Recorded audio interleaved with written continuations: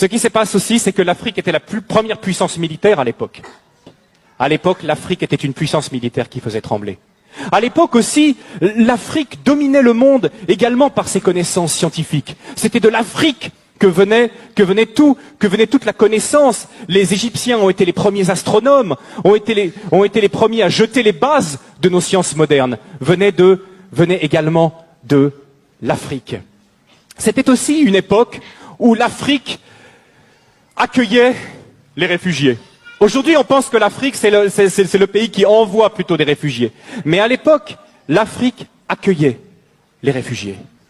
La grande différence entre l'Afrique et nous, c'est que l'Afrique et les Africains sont concentrés et se focalisent sur les personnes, alors que nous nous focalisons sur les choses.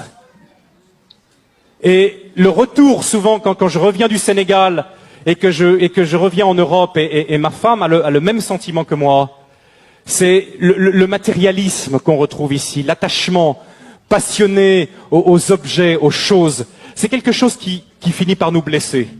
Et je sais que c'est quelque chose pour tous les visiteurs africains et pour tous ceux qui sont ici qui les blessent. Parce qu'en Afrique, la première chose, la plus importante, c'est les personnes. Vous ne pouvez pas savoir à quel point je bénis Dieu que mes enfants soient élevés en Afrique. Je bénis Dieu. Vous savez, lors de notre premier retour, après 3 ans passés en Afrique, notre premier retour, on avait une petite fille, notre deuxième, Loïs.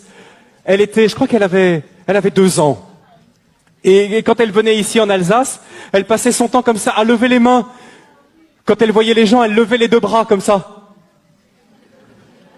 Parce qu'elle savait qu'en Afrique, elle avait expérimenté que quand un enfant tend ses bras, qu'est-ce qui se passe? N'importe qui soit de la famille ou pas, va prendre l'enfant dans les bras, dire une parole gentille, le consoler. Et elle était là en Europe, elle tendait ses bras comme ça, mais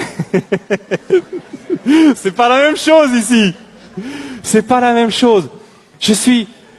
Grandir en Afrique, c'est grandir dans le continent le plus humain, le plus chaleureux, et pour moi le plus merveilleux qui se puisse être. Je remercie. Encore une fois ce matin, je profite de ce passage, je dis merci à l'Afrique. L'Afrique est le continent le plus humain du monde.